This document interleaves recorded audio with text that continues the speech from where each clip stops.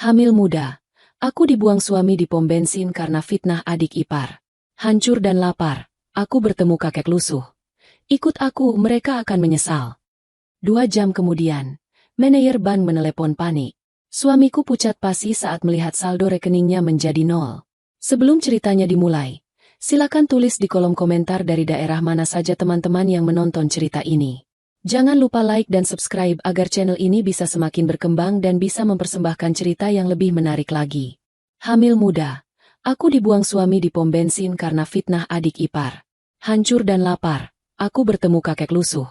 Ikut aku, mereka akan menyesal. 2 jam kemudian, manajer bank menelepon panik. Suamiku pucat pasi saat melihat saldo rekeningnya menjadi 0. Sebelum ceritanya dimulai, silakan tulis di kolom komentar dari daerah mana saja teman-teman yang menonton cerita ini. Jangan lupa like dan subscribe agar channel ini bisa semakin berkembang dan bisa mempersembahkan cerita yang lebih menarik lagi. Pagi itu, matahari baru saja mengintip dari balik tirai jendela dapur yang sedikit kusam. Aku sudah sibuk berkutat dengan wajan dan spatula. Aroma bawang goreng dan sambal terasi menguar memenuhi ruangan mungil ini. Seperti biasa, aku hanya mengenakan daster batik yang warnanya sudah mulai pudar karena terlalu sering dicuci. Rambutku kuikat asal-asalan dengan karet gelang biasa, tanpa riasan sedikit pun di wajah. Bagi Raka, suamiku, dan Bella, adik iparku yang menumpang hidup di rumah kami, penampilanku ini adalah sumber masalah dan ejekan yang tak ada habisnya. Ya ampun, Mbak Andini, pagi-pagi baunya sudah kayak pasar impres. Bisa nggak sih masak itu yang elegan dikit? Pasta kek, atau roti panggang yang baunya nggak bikin baju bau bawang. Suara cempreng Bella memecahkan konsentrasiku. Aku menoleh sebentar, tersenyum tipis meski hatiku terasa dicubit. Ini masak nasi goreng kesukaan Mas Raka, Bel. Lagian kalau masak pasta setiap hari, uang belanjanya nggak akan cukup. Bella memutar bola matanya malas, lalu duduk di meja makan sambil memainkan ponsel mahalnya. Tak lama kemudian, Raka keluar dari kamar. Dia sudah rapi dengan kemeja kerja bermerek yang licin dan wangi parfum yang menyengat. Penampilan kami bagaikan bumi dan langit. Dia necis bak eksekutif muda papan atas. Sementara aku terlihat seperti asisten rumah tangga di rumahku sendiri. Pagi, Mas. Sarapan dulu. Ujarku sambil menyodorkan piring berisi nasi goreng dan telur dadar. Raka menatap piring itu dengan tatapan meremehkan. Dia menghela napas panjang, seolah melihat makanan itu adalah beban hidup yang berat. Nasi goreng lagi. Nasi goreng lagi. Kamu ini nggak kreatif banget sih jadi istri? Lihat dong istri teman-temanku. Pagi-pagi update status sarapan salad buah atau smoothie bowl. Lah aku. Nasi goreng berminyak. Mas, bahan-bahan di kulkas cuma ada itu. Uang belanja yang Mas kasih minggu lalu sudah menipis, dan Mas belum kasih lagi. Jawabku pelan, berusaha tidak memancing keributan di pagi hari. Alasan terus. Bentak Raka tiba-tiba. Kamu itu memang dasarnya pelit. Uang yang aku kasih itu cukup kalau kamu nggak perhitungan. Kamu itu terlalu kampungan, Din. Nggak bisa ngatur gaya hidup. Lihat tuh Bella. Dia pintar jaga penampilan. Kamu, dasteran terus kayak gembel. Aku menunduk, menatap ujung kakiku yang tanpa alas. Mas, aku berhemat supaya kita bisa bayar cicilan rumah dan mobil. Pengeluaran kita bulan ini banyak sekali. Halah.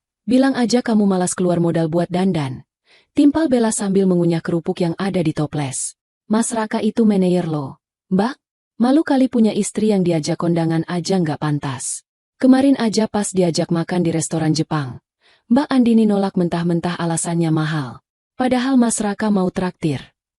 Itu karena satu porsi sushi di sana harganya sama dengan uang belanja kita 3 hari. Bel, sahutku membela diri. Kita harus punya tabungan darurat. Raka membanting sendoknya ke piring hingga menimbulkan bunyi berdenting yang nyaring. Cukup, pagi-pagi sudah bahas uang. Bikin hilang selera makan saja. Aku berangkat. Nggak usah bekal-bekalan. Malu aku bawa bekal makanan murahan kayak gini ke kantor. Raka menyambar tas kerjanya dan melangkah pergi tanpa mencium tanganku atau sekadar berpamitan dengan layak. Bella menjulurkan lidahnya padaku lalu berlari kecil mengejar kakaknya. Mas Raka, aku nebeng sampai depan mal ya. Pintu depan terbanting keras. Hening seketika menyelimuti rumah. Air mataku menetes satu persatu. Jatuh membasahi daster lusuhku. Mereka tidak tahu. Mereka benar-benar tidak tahu. Aku bukan pelit. Aku bukan tidak ingin tampil cantik. Tapi aku tahu kondisi keuangan Raka yang sebenarnya. Gajinya sebagai manajer memang besar. Tapi gaya hidupnya dan Bella jauh lebih besar. Kartu kredit Raka sudah over limit sejak bulan lalu. Aku membersihkan meja makan dengan perasaan remuk redam. Setelah mencuci piring, aku masuk ke kamar dan mengambil ponsel pintarku. Satu-satunya barang mewah yang kusembunyikan di laci baju dalam. Bukan ponsel murahan seperti yang Raka kira aku pakai sehari-hari. Aku membuka aplikasi mobile banking. Di layar tertera saldo tabungan pribadiku. Bukan uang dari Raka, tapi sisa uang peninggalan almarhum ayah yang selama ini aku putar dalam investasi saham kecil-kecilan tanpa sepengetahuan Raka. Kutatap notifikasi tagihan kartu kredit Raka yang masuk ke emailku. Email yang sengaja kutautkan karena Raka terlalu malas mengurus administrasi. Total tagihan, 15 juta rupiah. Jatuh tempo, hari ini. Raka pasti lupa, atau pura-pura lupa. Jika tidak dibayar hari ini, bunga dendanya akan mencekik, dan debt collector akan mulai meneror ke kantornya. Harga dirinya akan hancur jika teman-teman kantornya tahu dia terlilit utang demi gaya hidup necisnya. Dengan jari gemetar, aku menekan tombol transfer. Transfer berhasil. Saldo tabunganku berkurang drastis lagi. Bulan lalu aku melunasi cicilan mobilnya yang menunggak 2 bulan. Bulan ini kartu kreditnya. Aku mengelus dada yang terasa sesak. Nggak apa-apa. Andini. Yang penting Raka nggak malu di kantor. Biarlah dia mengira aku pelit. Asal dia selamat dari jeratan utang. Gumamku pada diri sendiri. Siangnya, Raka mengirim pesan singkat. Bukan ucapan terima kasih. Melainkan foto setir mobil dengan latar jam tangan mahalnya. Isi pesan. Untung limit kartu kreditku udah balik normal. Banknya tahu aku nasabah prioritas. Jadi otomatis diperpanjang. Nanti malam aku makan enak sama Bella. Kamu makan di rumah aja. Abisin itu nasi goreng. Aku tersenyum miris membaca pesan itu. Dia pikir bank memperpanjang limitnya begitu saja? Dia pikir utang belasan juta itu lunas oleh angin? Dasar bodoh, bisikku lirih. Sambil mengelus perutku yang mulai terasa sedikit membuncit. Ya, aku sedang hamil muda. Dan Raka bahkan tidak terlalu peduli untuk bertanya apakah aku mual hari ini atau tidak. Sore harinya, aku tetap menjalankan rutinitas sebagai istri yang berbakti. Menyiapkan air hangat untuk mandinya, menyetrika baju gantinya, dan membersihkan rumah sampai mengkilap. Saat Raka pulang, wajahnya terlihat cerah, berbeda dengan tadi pagi. Din, kopi. Perintahnya begitu duduk di sofa empuk ruang tamu. Aku segera membawakan secangkir kopi hitam tanpa gula kesukaannya. Ini, Mas. Tadi di kantor teman-temanku memuji jam tangan baruku. Katanya cocok banget sama karakterku yang sukses. Raka membanggakan diri. Matanya berbinar menatap langit-langit. Coba kalau aku dengerin omonganmu yang suruh hemat-hemat terus. Mana bisa aku dihargai di kantor? Penampilan itu investasi. Din, kamu mana paham? Bella yang baru pulang membawa beberapa kantong belanjaan bermerek ikut menimpali. Betul tuh, Mas. Mbak Andini MAH taunya cuma harga cabai sama bawang naik. Nggak level ngomongin investasi penampilan. Aku hanya diam, menelan semua kepahitan itu bulat-bulat. Dalam hati aku berkata, investasi yang kamu banggakan itu dibayar pakai uang tabungan istrimu yang kamu hina ini, Mas. Tapi mulutku terkunci rapat. Aku tidak ingin merusak kebahagiaan semu suamiku. Biarlah aku yang menanggung beban realitanya. Sementara dia hidup dalam mimpi indahnya. Namun, aku tidak tahu sampai kapan aku bisa bertahan dengan topeng, istri pelit. Ini sementara tabunganku semakin menipis digerogoti keserakahannya. Malam itu, suasana di ruang tengah terasa lebih hidup dari biasanya. Raka sedang menonton televisi acara otomotif. Sementara Bella sibuk membolak-balik majalah travel yang baru saja dia beli. Aku duduk di sudut sofa, melipat pakaian kering yang baru diangkat dari jemuran. Pakaian Raka dan Bella mendominasi tumpukan itu. Kain-kain mahal yang harus diperlakukan dengan hati-hati. Mas Raka, seru Bella tiba-tiba, membuat Raka sedikit terlonjak kaget. Minggu depan kan ada tanggal merah hari jepit. Kita liburan yuk. Teman-temanku baru saja posting foto di villa daerah pegunungan yang lagi hits banget. Ada kolam renang air hangatnya. Terus pemandangannya langsung gunung. Bagus banget buat konten Instagram. Raka menoleh. Dahinya sedikit berkerut. Aku bisa melihat kegelisahan di matanya. Sebagai istri yang mengurus keuangan rumah tangga, meski dia tidak pernah mengakuinya secara terbuka, Aku tahu persis kondisi dompet Raka saat ini. Uang tunainya menipis. Kartu kreditnya memang baru saja lunas, berkat aku. Tapi dia pasti takut menggunakannya lagi secara brutal karena baru saja mendapat peringatan dari bank bulan lalu, yang dia sembunyikan dariku. Liburannya? Kemana tadi? Luar kota. Raka mencoba mengulur waktu. Tangannya mengetuk-ngetuk sandaran sofa dengan gugup. Iya dong, Mas. Masak di rumah terus. Suntuk tahu. Lagian Mbak Andini juga pasti butuh hiburan. Kan Mbak? Bella menoleh padaku dengan senyum yang dipaksakan. Seolah-olah dia peduli padaku. Padahal aku tahu dia hanya butuh suaraku untuk menekan Raka. Aku menatap Raka. Aku tahu dia gengsi. Dia tidak mungkin menolak permintaan adiknya dengan alasan tidak punya uang.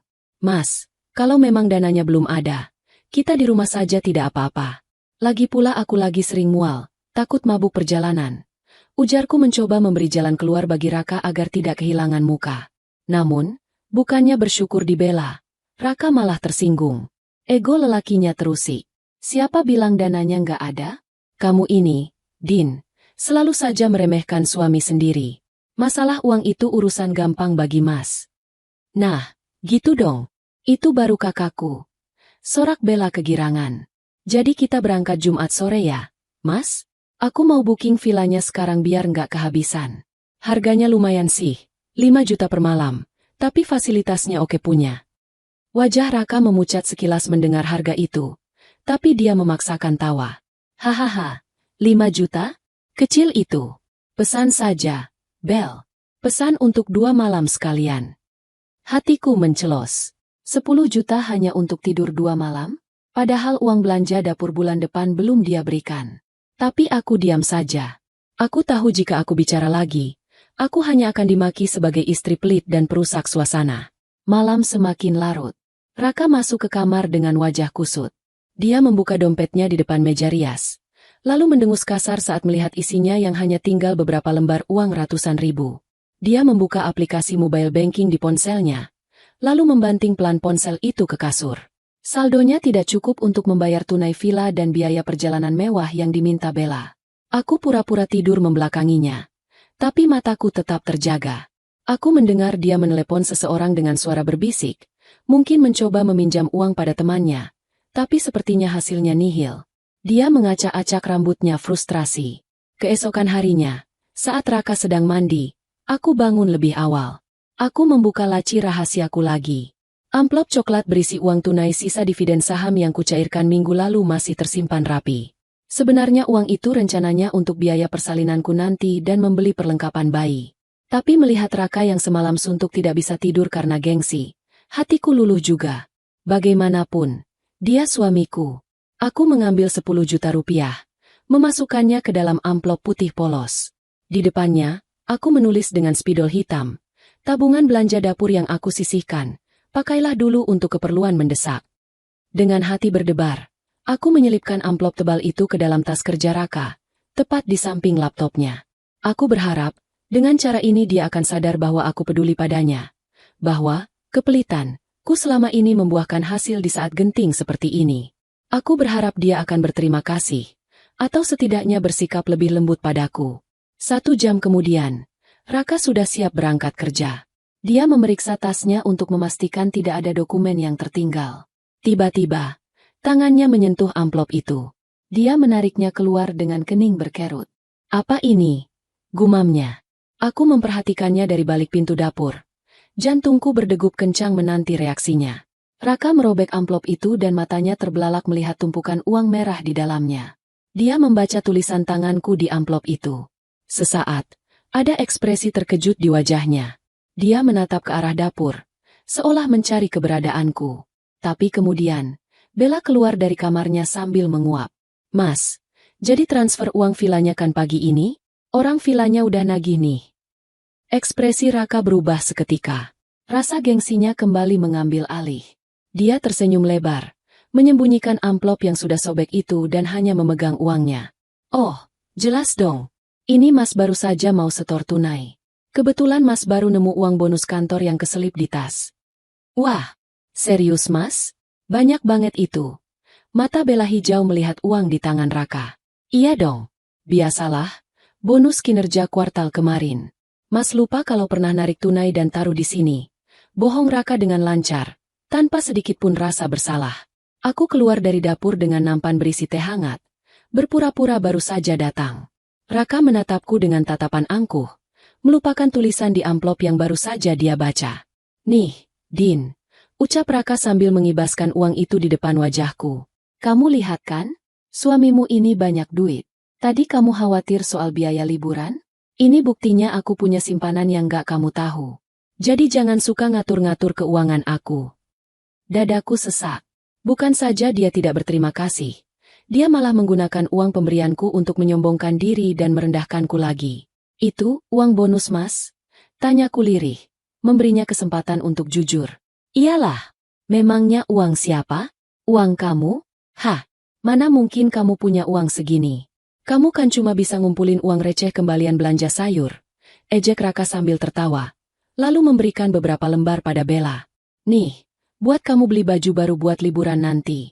Biar nggak malu-maluin kayak kakak iparmu ini. Makasih Mas Raka. Mas emang terbaik. Bella memeluk Raka kegirangan. Lalu menatapku sinis. Tuh, Mbak, belajar dong dari Mas Raka. Jangan cuma bisa ngasih bekal makanan murahan yang bikin Mas Raka malu di kantor. Aku memegang nampan teh itu erat-erat hingga buku jariku memutih. Rasa sakit itu bukan karena uangnya diambil. Aku ikhlas membantu suamiku. Tapi kepalsuan ini, kebohongan ini benar-benar melukai harga diriku. Dia lebih memilih memfitnahku sebagai istri tak berguna daripada mengakui bahwa dia dibantu oleh istrinya sendiri. Ya sudah, Mas berangkat dulu. Ingat, siapkan baju-baju buat liburan. Jangan bawa baju gembelmu itu. Bikin malu saja. Pesan Raka sebelum melenggang pergi dengan Bella, meninggalkan aku yang terpaku di ruang tamu. Hari keberangkatan pun tiba.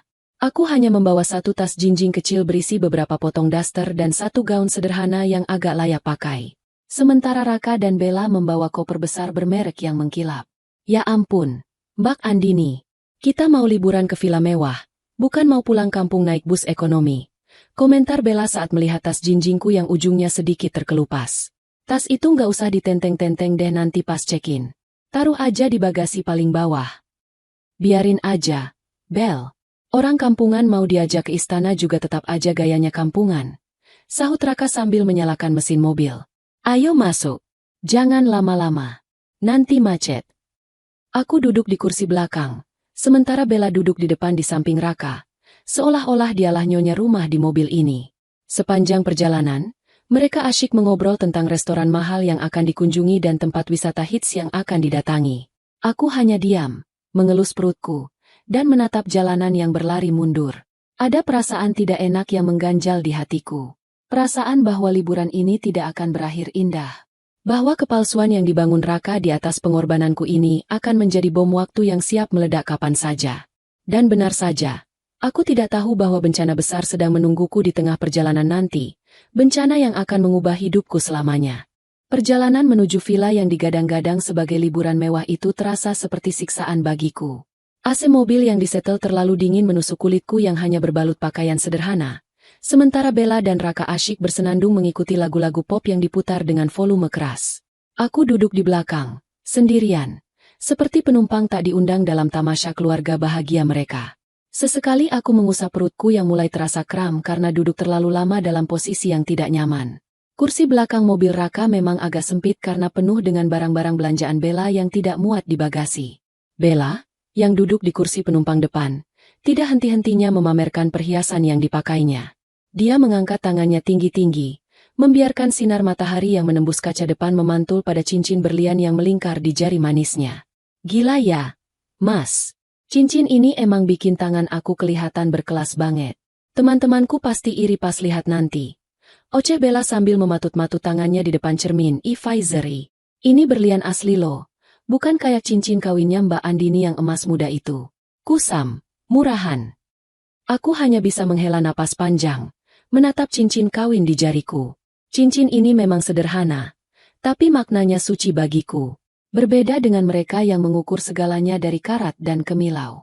Aku memilih diam, mencoba memejamkan mata sejenak untuk meredakan rasa pusing yang mulai menyerang akibat aroma parfum mobil yang terlalu menyengat bercampur dengan bau kulit jok baru. Entah berapa lama aku tertidur. Mungkin sekitar 1 jam. Aku terbangun ketika merasakan mobil mengerem mendadak dan suara kepanikan Bella memenuhi kabin mobil. Nggak mungkin. Nggak mungkin hilang. Jerit Bella histeris. Dia mengaduk-aduk tas tangannya dengan kasar, mengeluarkan isinya ke atas pangkuan dan dashboard, mobil. Lipstik, bedak, dompet, semuanya berhamburan. Kenapa, Bel? Ada apa? Tanya Raka panik. Matanya bergantian menatap jalanan dan adiknya. Cincin aku. Mas, cincin berlian aku hilang. Bella berteriak. Wajahnya pucat pasi namun matanya menyala penuh amarah. Tadi aku lepas sebentar karena mau pakai hand lotion. Aku taruh di cup holder sini. Terus aku ketiduran sebentar. Pas bangun barusan, cincinnya udah nggak ada. Raka langsung menepikan mobil di bahu jalan yang agak lebar. Coba cari pelan-pelan, mungkin jatuh ke bawah jok. Kata Raka mencoba menenangkan, meski suaranya sendiri terdengar tegang. Cincin itu harganya puluhan juta, dan aku tahu Raka yang membelikannya dengan mencicil menggunakan kartu kredit. Kartu kredit yang tagihannya baru saja kulunasi diam-diam. Kami bertiga mulai mencari. Raka meraba-raba bagian bawah jok pengemudi. Bella histeris mengacak-acak karpet mobil. Aku pun ikut membantu, membungkuk mencari di sela-sela kursi belakang. Nggak ada, Mas. Nggak ada. Bella mulai menangis, tapi kemudian tangisannya berhenti mendadak. Dia menoleh ke belakang, menatapku dengan tatapan tajam yang membuat bulu kuduku meremang. Tatapan itu bukan tatapan sedih, melainkan tatapan menuduh yang penuh kebencian. Pasti dia, desis Bella. Telunjuknya yang lentik dengan kuku yang dipoles rapi menunjuk lurus ke wajahku. Aku terkesiap. Maksud kamu apa, Bel? Jangan pura-pura bodoh, Mbak, bentak Bella. Tadi pas aku tidur, Mas Raka kan sempat turun sebentar beli bensin dan ke toilet. Aku tidur di depan. Cuma Mbak Andini yang sadar di mobil ini. Pasti Mbak Andini ngambil cincin itu pas aku lagi lengah, kan? Jantungku serasa berhenti berdetak. Tuduhan itu begitu keji dan tidak masuk akal. Astagfirullah. Bella, demi Tuhan, aku nggak ngambil. Aku juga tidur sepanjang jalan. Aku baru bangun pas kamu teriak-teriak tadi. Alah, maling mana ada yang ngaku? Kalau ngaku penjara penuh. Bella semakin menjadi-jadi. Dia membalikan badannya sepenuhnya ke arahku. Mbak Andini itu kan orang miskin. Dari dulu juga Mbak iri kan sama gaya hidup aku dan Mas Raka? Mbak pasti silau lihat berlian aku. Ngaku aja deh. Mbak mau jual cincin itu buat belanja sayur, kan? Raka, tolong bilang sama adikmu, aku nggak mungkin melakukan itu. Aku memohon pada suamiku, berharap ada sedikit pembelaan darinya. Aku istrinya. Dia seharusnya tahu karakterku. Aku yang selama ini menutupi kekurangan uangnya. Mana mungkin aku mencuri barang adiknya. Namun, harapan itu hancur berkeping-keping. Raka menatapku dengan tatapan dingin, penuh kecurigaan. Din, kalau memang kamu ambil, balikin sekarang. Itu cincin mahal. Jangan bikin malu aku. Kita ini mau liburan. Jangan sampai urusan kriminal kayak gini merusak semuanya. Mas, kamu nuduh aku juga? Suaraku bergetar. Air mata mulai menggenang di pelupuk mata. Aku istrimu. Mas, tega sekali kamu berpikir aku seandainya itu. Buktikan kalau nggak ngambil. Sambar Bella. Tanpa permisi, dia merampas tas jinjingku yang ada di kursi belakang. Bella, jangan. Itu privasi aku. Aku mencoba merebut kembali tasku, tapi Bella lebih cepat. Dengan kasar, Bella membalikan tasku hingga isinya tumpah ruah di atas jok mobil yang sempit itu. Pakaian dalamku, daster-dasterku yang lusuh, perlengkapan mandiku yang sederhana, semuanya berhamburan. Memalukan. Sangat memalukan. Raka hanya menonton, tidak mencegah adiknya sedikit pun. Bella mengacak-acak tumpukan bajuku dengan jijik. Ih, baju gembel semua. Bau apek. Umpatnya sambil melempar dasterku ke wajahku. Dia memeriksa setiap saku, membuka dompetku yang hanya berisi uang recehan, karena uang besarku ada di kartu ATM yang kusembunyikan di saku celana dalamku yang kupakai, bukan di dompet. Gak ada di sini. Gerutu Bella setelah tidak menemukan cincin itu di antara barang-barangku. Pasti diselipkan di badan. Mas, suruh dia geledah badannya. Cukup, teriakku. Tidak tahan lagi dengan penghinaan ini. Air mataku tumpah deras. Aku bukan pencuri. Kalian keterlaluan. Kalian injak-injak harga diriku cuma gara-gara benda mati itu. Bella, cari yang benar di barangmu sendiri sebelum nuduh orang lain. Berani kamu bentak adikku. Raka tiba-tiba meledak. Dia memukul setir mobil dengan keras. Kamu itu sudah miskin, nyusahin, sekarang berani ngelawan? Bella itu korban di sini. Wajar dia curiga sama kamu. Kamu kan yang paling butuh uang di antara kita semua. Aku butuh uang? Mas, kamu lupa siapa yang? Aku hampir saja kelepasan bicara soal pelunasan kartu kreditnya, tapi aku menahannya. Jika aku mengatakannya sekarang, Raka akan merasa semakin terhina dan mungkin akan semakin membenciku karena merasa dikasihani oleh istri yang dia anggap rendah. Siapa yang apa? Hah? Tantang Raka. Siapa yang tiap hari cuma minta duit belanja? Kamu. Dasar wanita nggak tahu diuntung. Sudah untung aku nikahi, aku bawa jalan-jalan, malah bikin masalah. Bella mendengus sinis, melipat tangannya di dada. Pokoknya aku nggak mau tahu, Mas. Aku nggak sudi satu mobil sama maling. Sebelum dia ngaku atau cincin itu ketemu, aku nggak mau lanjut jalan. Atau turunin aja dia di sini. Kata-kata Bella itu bagaikan bensin yang disiramkan ke dalam api kemarahan Raka. Dia menatapku lewat spion tengah dengan tatapan yang belum pernah kulihat sebelumnya. Tatapan penuh kebencian murni. Seolah aku adalah kotoran yang menempel di sepatu mahalnya. Kamu dengar itu, Andini? Suara Raka merendah namun penuh ancaman. Kamu sudah merusak mood liburan kami. Kamu membuat adikku menangis kehilangan barang kesayangannya. Kamu benar-benar pembawa sial. Aku bersumpah demi anak dalam kandungan ini. Mas, aku tidak mengambilnya. Isaku, memegang perutku. Aku mencoba menggunakan anak kami sebagai perisai terakhir untuk mengetuk hati nuraninya. Halah, anak itu juga belum tentu anakku kalau kelakuan ibunya maling begini. Sahut Raka asal. Kalimat yang begitu menyakitkan hingga rasanya jantungku ditikam belati. Suasana di dalam mobil menjadi sangat mencekam. Raka kembali menyalakan mesin mobil dengan kasar, menginjak gas dalam-dalam hingga mobil melaju kencang, menyalip kendaraan lain dengan ugal-ugalan. Kemarahannya sudah di ubun-ubun. Aku memunguti pakaian-pakaianku yang berserakan dengan tangan gemetar, memasukkannya kembali ke dalam tas yang sudah tak berbentuk lagi. Hatiku hancur. Bukan karena dituduh mencuri, tapi karena melihat betapa tidak berharganya aku di mata lelaki yang kucintai. Dia lebih percaya pada prasangka adiknya daripada kejujuran istrinya. Dia lebih mencintai sebuah cincin batu daripada perasaan istrinya yang sedang mengandung anaknya. Di luar jendela, langit mulai berubah menjadi jingga kemerahan, pertanda matahari akan segera terbenam. Namun bagiku, kegelapan baru saja dimulai. Aku duduk mematung, meremas ujung dasterku, berdoa dalam hati agar Tuhan memberiku kekuatan untuk melewati malam ini. Aku tidak tahu bahwa Raka sedang merencanakan sesuatu yang jauh lebih buruk daripada sekadar bentakan. Dia sedang mencari tempat untuk membuang sampah yang dia anggap mengganggu perjalanan mewahnya. Mobil melaju kencang membelah jalanan luar kota yang mulai gelap. Tidak ada percakapan lagi setelah pertengkaran hebat tadi. Hanya ada suara deru mesin yang dipacu paksa dan hembusan napas kasar Raka yang masih diliputi emosi. Bella sudah berhenti menangis. Kini dia sibuk dengan ponselnya.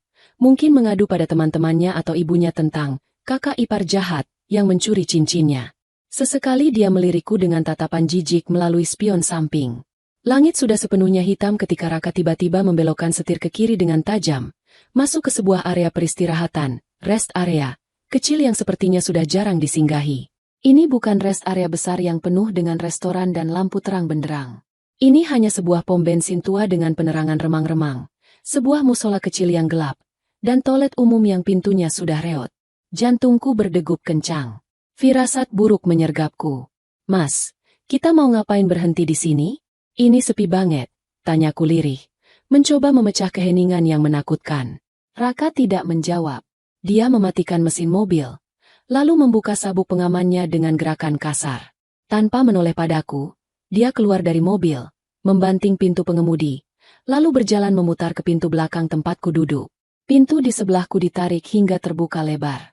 Angin malam yang dingin langsung menampar wajahku. Turun, perintah Raka dingin. Aku ternganga, menatapnya tidak percaya. Apa, Mas? Aku bilang turun. Kupingmu tulia.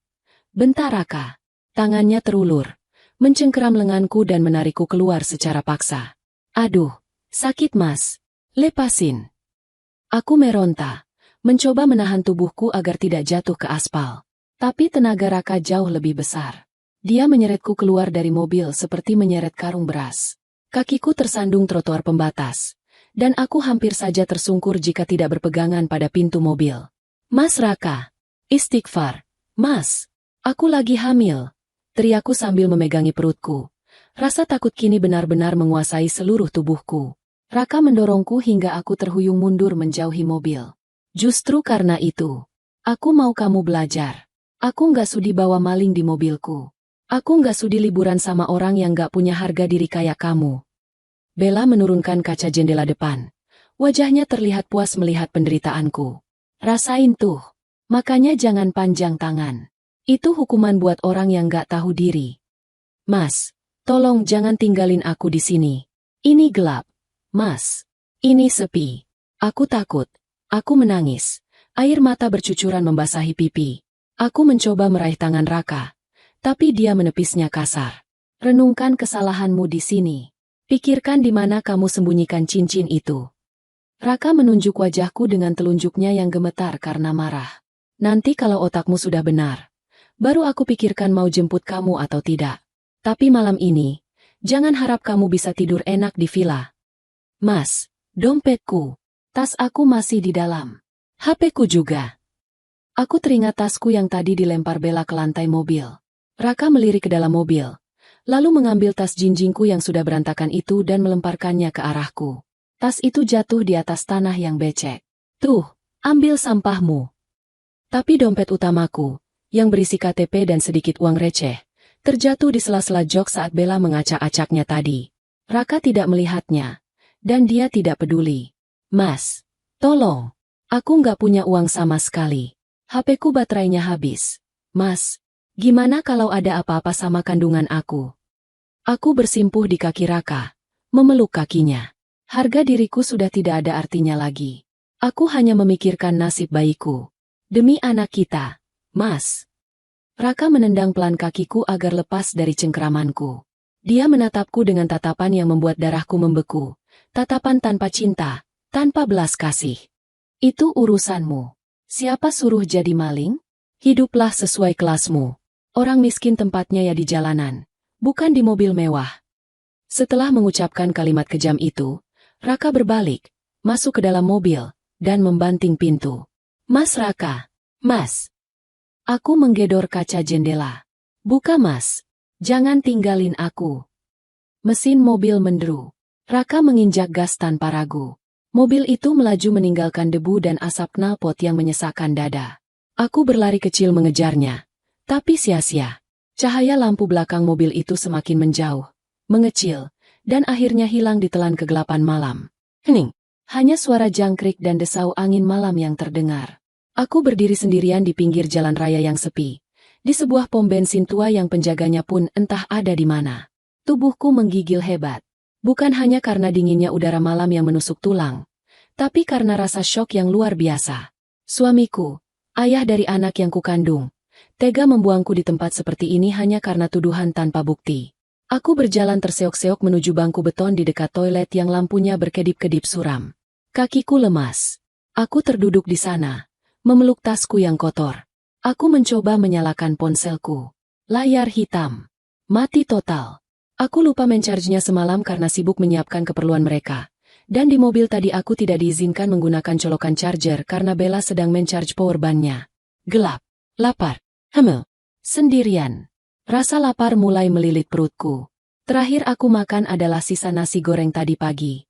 Siang tadi mereka makan di restoran drive-thru. Tapi Raka tidak membelikanku apa-apa dengan alasan, biar hemat. Dan aku masih punya bekal air putih. Aku merogoh saku dasterku. Berharap ada uang terselip. Kosong. Aku merogoh tas jinjingku yang sudah diacak-acak. Tidak ada uang sepeser pun. Dompetku tertinggal di mobil Raka. Air mataku kembali tumpah. Kali ini tanpa suara. Rasa sakit di hatiku jauh lebih perih daripada rasa lapar ini. Aku menatap langit yang gelap tanpa bintang. Ya Allah, kuatkan aku. Bisikku lirih. Kalau bukan demi janin ini, mungkin aku sudah menyerah. 1 jam berlalu. Tubuhku mulai kaku kedinginan. Sebuah truk besar lewat dengan suara klakson yang memekakan telinga, membuatku terlonjak kaget. Sopir truk itu menatapku sekilas dengan tatapan curiga, membuatku semakin merapatkan tubuh ke dinding toilet yang kotor. Aku takut. Aku takut pada orang jahat. Aku takut pada kegelapan. Aku takut pada nasibku sendiri.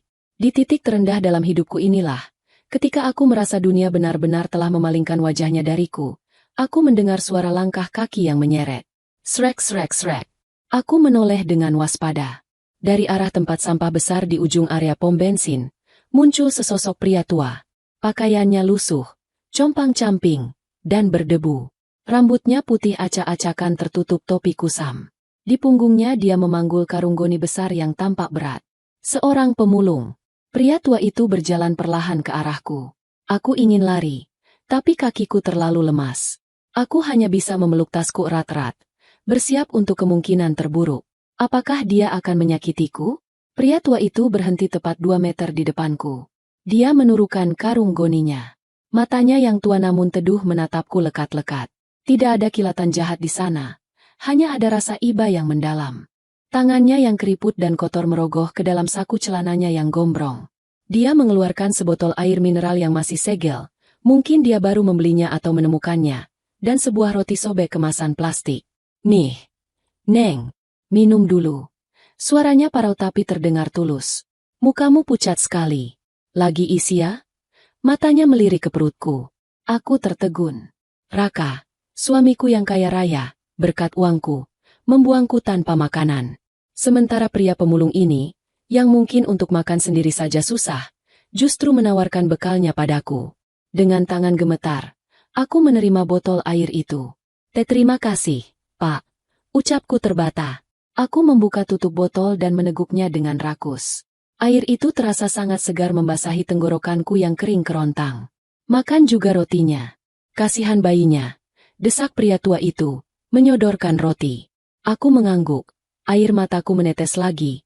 Kali ini karena haru. Bapak enggak makan. Saya gampang, Neng. Biasa puasa. Kekehnya pelan, memperlihatkan giginya yang tinggal sedikit. Pria tua itu kemudian duduk di trotoar. Tidak jauh dariku tapi menjaga jarak sopan. Dia menatap wajahku lagi dengan lebih seksama, seolah sedang mencari sesuatu di sana. Keningnya berkerut. Matanya menyipit di bawah remang lampu jalan. Neng! Panggilnya pelan. Suaranya tiba-tiba berubah. Terdengar lebih berwibawa dan kaget. Coba Neng lihat saya sini. Aku menoleh. Bingung. Ya Allah! Gumam pria tua itu. Dia berdiri perlahan, mendekatiku dengan langkah gemetar. Wajahmu, sorot matamu, hidungmu. Kamu mirip sekali dengan sahabat saya. Sahabat Bapak? Tanyaku bingung. Pak Broto. Ucapnya tegas. Almarhum Broto Wijaya. Jantungku seperti berhenti berdetak sedetik. Botol air di tanganku hampir terjatuh. Broto Wijaya adalah nama ayah kandungku. Nama yang tidak pernah kusebutkan pada siapapun di lingkungan Raka. Karena Raka hanya tahu ayahku adalah orang biasa yang sudah meninggal. Tidak ada yang tahu bahwa Broto Wijaya adalah salah satu pendiri perusahaan raksasa tempat Raka bekerja sekarang. Bapak kenal ayah saya? Tanyaku dengan suara tercekat. Pria tua itu tersenyum. Sebuah senyuman yang mengubah aura lusuhnya menjadi aura penuh karisma yang tak bisa disembunyikan. Dia menegakkan punggungnya. Postur tubuhnya yang tadi membungkuk layaknya pemulung tiba-tiba berubah tegap. Kenal? Saya Darmawan. Sahabat ayahmu sejak kami masih jualan koran bareng sampai kami membangun perusahaan. Jawabnya. Dan kamu pasti Andini, putri kecil Broto yang dulu sering saya gendong waktu masih balita, yang kemudian menghilang dari radar kami karena memilih hidup sederhana. Darmawan. Pak Darmawan. Komisaris utama perusahaan tempat Raka bekerja. Orang yang paling ditakuti dan dihormati oleh Raka, yang fotonya sering Raka tunjukkan padaku dengan penuh kekaguman sebagai Big Boss. Dan sekarang, Big Boss itu berdiri di depanku dengan pakaian pemulung, di sebuah pom bensin antah berantah. Pak Darmawan. Aku menutup mulutku tak percaya. SSTT. Dia meletakkan telunjuk di bibirnya sambil tersenyum misterius. Saya sedang menyamar. Biasa, mengecek kinerja staf lapangan dan kejujuran karyawan. Tapi sepertinya, malam ini Tuhan mempertemukan saya dengan keponakan saya yang hilang di saat yang paling tepat. Matanya yang tajam menatap jejak air mata di pipiku, lalu beralih ke jalanan gelap tempat mobil Raka menghilang tadi. Wajah ramahnya berubah menjadi keras dan dingin. Sorot mata seorang pemimpin yang marah melihat ketidakadilan. Siapa yang membuangmu di sini? Andini? Ceritakan pada Om. Semuanya. Malam itu, di bawah lampu remang pom bensin, roda nasibku mulai berputar. Raka mungkin berpikir dia telah membuang sampah. Tapi tanpa dia sadari, dia baru saja menyerahkan berlian yang dia sia-siakan ke tangan pemilik aslinya. Dan sang pemilik, kini sedang bersiap untuk menagih perhitungan. Angin malam di area pom bensin itu bertiup semakin kencang, membawa debu jalanan yang menusuk mata. Namun, rasa perih di mataku bukan karena debu, melainkan karena kenyataan yang baru saja terkuak di hadapanku. Sosok pria tua berpenampilan lusuh yang tadi menyodorkan air mineral itu kini berdiri tegak dengan aura yang sama sekali berbeda. Om Darmawan, suaraku tercekat, nyaris tak terdengar. Sahabat ayah. Pria itu mengangguk pelan, matanya berkaca-kaca menatapku. Dia melepaskan topi kusamnya, memperlihatkan rambut putih yang tersisir rapi meski sedikit acak-acakan karena tertutup kain kotor itu seharian. Maafkan Om baru menemukanmu sekarang, Andini, ucapnya dengan suara yang bergetar menahan emosi. Sejak ayahmu meninggal 5 tahun lalu, Om kehilangan jejakmu. Ayahmu bilang putrinya ingin hidup mandiri, ingin memulai semuanya dari nol tanpa bayang-bayang nama besar Broto Wijaya. Om menghargai itu, tapi Om tidak pernah menyangka. Dia menghentikan kalimatnya. Matanya menyapu penampilanku dari ujung rambut hingga ujung kaki. Daster yang kotor terkena tanah becek, wajah pucat tanpa darah, tubuh kurus yang sedang mengandung, dan tas jinjing murah yang tergeletak pasrah di sampingku. Om tidak menyangka, kemandirian yang kamu pilih justru membawamu ke tempat serendah ini. Dibuang di pinggir jalan seperti sampah. Air mataku kembali tumpah. Pertahanan diriku runtuh seketika. Di hadapan sosok figur ayah ini, aku bukan lagi istri yang harus kuat menahan hinaan suami. Aku kembali menjadi anak kecil yang butuh perlindungan. Om. Isakku pecah. Suamiku, Om. Dia meninggalkan aku.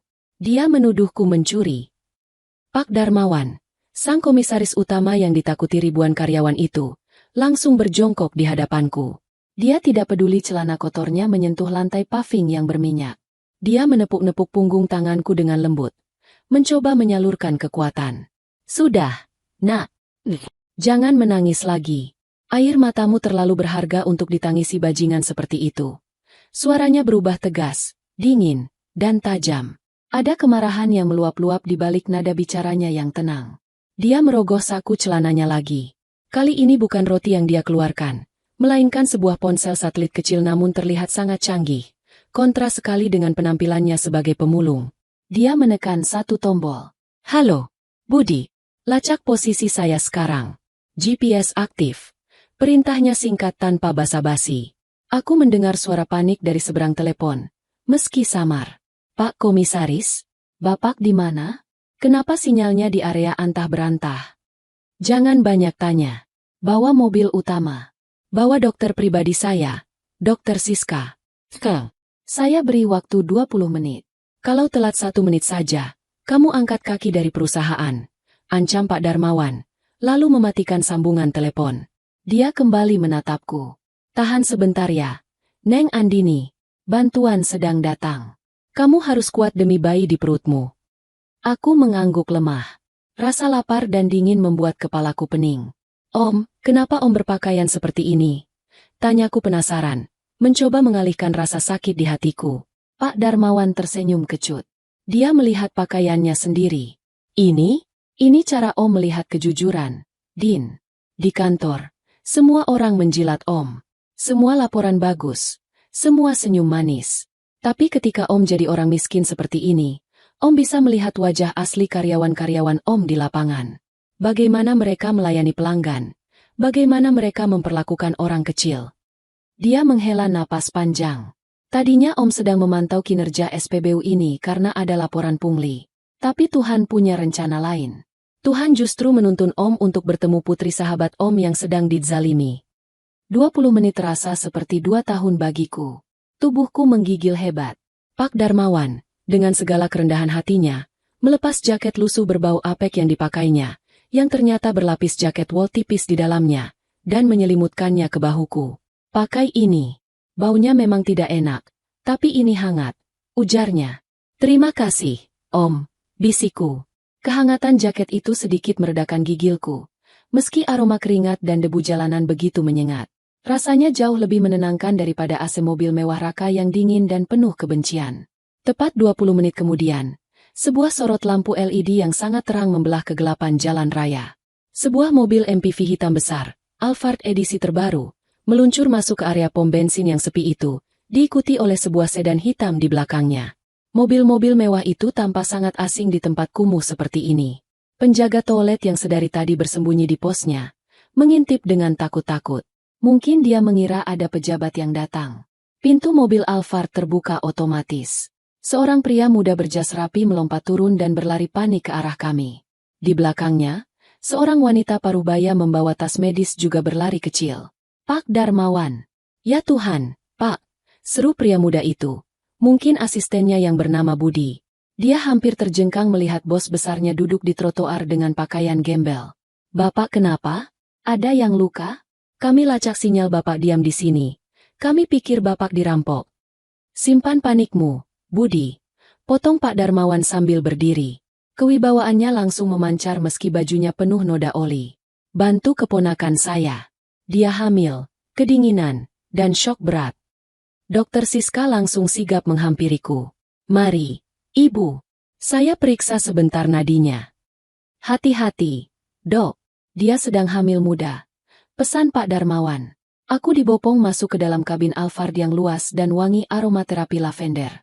Kursi kulitnya yang empuk terasa memeluk tubuhku yang remuk redam. Kontras sekali dengan aspal keras tempatku duduk tadi. Dokter Siska segera memeriksa tekanan darahku dan memberikan suntikan vitamin. Tekanan darahnya sangat rendah. Pak, Ibu ini juga dehidrasi dan stres berat. Harus segera istirahat total dan mendapat asupan nutrisi. Lapor Dokter Siska. Pak Darmawan duduk di kursi depan, di samping sopir. Dia menoleh ke belakang, menatapku dengan tatapan melindungi. Kita ke penthouse saya di pusat kota. Jangan ke rumah sakit umum, terlalu banyak wartawan. Siska, kamu rawat dia di sana. Siap, Pak. Jawab mereka serempak. Mobil melaju membelah malam. Aku menyandarkan kepalaku di sandaran kursi. Rasanya seperti mimpi. 1 jam yang lalu aku dibuang seperti sampah. Sekarang aku berada di dalam kendaraan yang harganya miliaran rupiah. Makan ini dulu, Bu.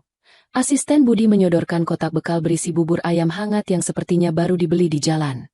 Bapak tadi pesan lewat telepon supaya cari makanan hangat yang lembut. Aku menerima suapan demi suapan dengan air mata berlinang. Bubur itu terasa sangat nikmat. Setiap suapan seolah mengembalikan energiku yang hilang dicuri oleh Raka. Om. Panggilku pelan setelah nafasku mulai teratur. Ya, Din. Pak Darmawan menoleh. Suamiku namanya Raka. Raka Perdana. Ucapku lirih. Aku melihat punggung Pak Darmawan menegang. Dia menatap Budi. Raka Perdana? Cek data HRD sekarang. Budi segera mengetik di tabletnya dengan cepat. Ada, Pak. Raka Perdana.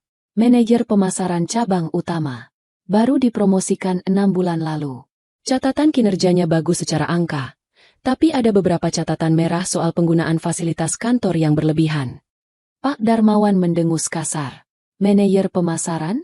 Jadi tikus yang membuang putri pemilik saham terbesar perusahaan ini adalah karyawan kroco di kantor saya sendiri.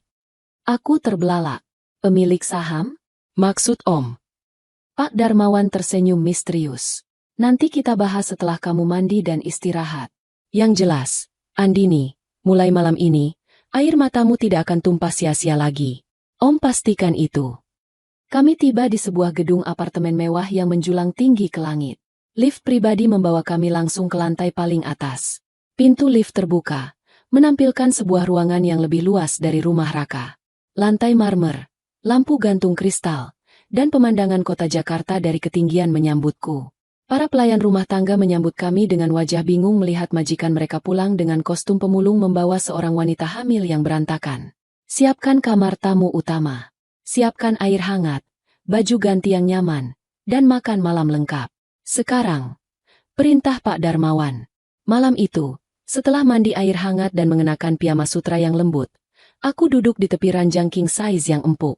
Dokter Siska baru saja selesai memeriksa kandunganku dengan alat USG portable. Bayinya kuat, Bu. Detak jantungnya normal. Ibu beruntung, meski stres berat, janinnya bertahan. Tapi ibu harus janji jangan stres lagi ya, kata dokter ramah itu sebelum pamit keluar. Aku mengelus perutku. Kamu kuat ya, Nak? Maafkan ibu tadi sempat putus asa. Pintu kamar diketuk pelan. Pak Darmawan masuk. Dia sudah berganti pakaian dengan kemeja rumah santai. Wajahnya sudah bersih dan segar. Di tangannya, dia membawa sebuah map tebal berwarna biru tua. Dia menarik kursi dan duduk di hadapanku. Wajahnya serius namun penuh kasih sayang. Sudah merasa lebih baik? Tanyanya. Sudah, Om. Terima kasih banyak. Aku nggak tahu harus membalas dengan apa. Jawabku tulus. Tidak perlu dibalas. Ini kewajiban Om pada ayahmu. Sekarang, Andini, ceritakan semuanya. Jangan ada yang ditutupi. Om ingin tahu seberapa busuk laki-laki bernama Raka itu. Aku menarik napas panjang. Mengumpulkan sisa-sisa keberanianku. Sudah saatnya aku berhenti menutupi aib suamiku. Sudah saatnya kebenaran diungkapkan. Dan di kamar mewah ini, aku mulai menuturkan kisah pilu yang selama ini kupendam sendiri di balik dinding rumah tangga kami yang rapuh. Suasana di kamar mewah itu hening. Hanya terdengar suara detak jam dinding yang berirama. Aku duduk bersandar di kepala ranjang, memegang secangkir teh chamomile hangat yang baru saja disajikan pelayan. Di hadapanku, Pak Darmawan duduk dengan posisi menyimak, namun rahangnya semakin lama semakin mengeras seiring dengan setiap kalimat yang keluar dari mulutku. Aku menceritakan semuanya. Mulai dari awal pernikahan kami yang manis, hingga perubahan sikap Raka yang mulai gila hormat setelah naik jabatan. Aku menceritakan tentang Bella, adik ipar yang menumpang hidup namun berlagak seperti ratu. Tentang tagihan kartu kredit Raka yang menumpuk karena gaya hidup hedonis mereka, makan di restoran bintang 5, membeli barang branded hingga menyewa mobil mewah hanya untuk pamer saat reuni. Jadi, selama ini kamu yang menutupi utang-utangnya? Potong Pak Darmawan. Suaranya berat menahan amarah. Aku mengangguk lemah. Iya, Om. Ayah meninggalkan sedikit tabungan dan beberapa investasi reksadana atas namaku. Aku cairkan itu sedikit demi sedikit. Setiap bulan, aku diam-diam membayar tagihan kartu kredit Raka lewat internet banking. Aku juga yang melunasi cicilan mobilnya yang sempat macet 3 bulan lalu. Kenapa kamu lakukan itu tanpa memberitahunya, Andini? Tanya Pak Darmawan. Nada suaranya menyiratkan rasa frustrasi melihat kenaifanku. Karena harga dirinya, Om. Jawabku sambil menunduk. Raka itu lelaki yang egonya tinggi. Kalau dia tahu istrinya yang dastran, ini yang melunasi utangnya, dia akan merasa rendah diri. Aku cuma ingin menjaga wibawanya sebagai kepala keluarga. Aku pikir, kalau aku bantu dia, suatu saat dia akan sadar dan berubah. Pak Darmawan memukul sandaran tangan kursi dengan kepalan tangannya. Bodoh, itu bukan cinta, Andini. Itu namanya memelihara benalu. Laki-laki macam itu tidak akan sadar kalau dibantu. Dia malah akan semakin besar kepala karena merasa uang jatuh dari langit. Aku tersentak kaget mendengar bentakan Pak Darmawan. Tapi aku tahu dia benar. Lalu soal cincin itu? Tanyanya lagi. Kali ini lebih lembut. Aku menceritakan kejadian di mobil tadi sore. Tentang Bella yang kehilangan cincin, tuduhan keji mereka, penggeledahan yang menghinakan harga diri, hingga momen Raka menyeretku keluar dan meninggalkanku di pom bensin gelap itu. Dia bilang orang miskin tempatnya di jalanan. Dia bilang aku cuma maling yang tidak pantas duduk di mobilnya. Suaraku bergetar saat mengulangi kalimat Raka. Rasa sakit itu kembali mengiris-iris hatiku. Pak Darmawan berdiri dari kursinya. Dia berjalan menuju jendela besar, menatap gemerlap lampu kota Jakarta di bawah sana. Bahunya naik turun mengatur napas. Dia diam cukup lama, seolah sedang menyusun strategi perang. Raka Perdana. Gumamnya. Menyebut nama suamiku seperti menyebut nama penyakit menular. Gajinya sebagai manajer sekitar 30 juta per bulan. Tapi gaya hidup yang kamu ceritakan itu butuh setidaknya 50-70 juta. Pantas saja dia terlilit utang. Pak Darmawan berbalik menghadapku. Wajahnya kini sangat serius. Dia mengangkat map biru tua yang sejak tadi dibawanya, lalu meletakkannya di pangkuanku. Buka, Din. Perintahnya. Dengan tangan gemetar, aku membuka map itu. Di dalamnya terdapat tumpukan dokumen legal, sertifikat saham, dan surat wasiat. Mataku terbelalak melihat angka-angka yang tertera di sana. Ini apa, Om? Itu adalah hakmu, jawab Pak Darmawan tegas. Ayahmu, Broto Wijaya, adalah pemegang saham mayoritas di perusahaan tempat Raka bekerja, PT Nusantara Global. Kami membangun perusahaan ini bersama-sama. Saat ayahmu meninggal, dia mewariskan 60% saham kepemilikannya padamu. Aku menutup mulutku tak percaya. 60%? Tapi, ayah nggak pernah bilang. Ayahmu ingin kamu dewasa dulu. Dia menitipkan surat wasiat ini pada Om. Katanya, serahkan pada Andini saat dia sudah menikah atau saat dia dalam kesulitan besar. Selama ini, dividen, keuntungan, dari saham itu ditahan di rekening perwalian, trust fund. Dan jumlahnya. Pak Darmawan menunjuk angka di halaman terakhir. Mataku melotot.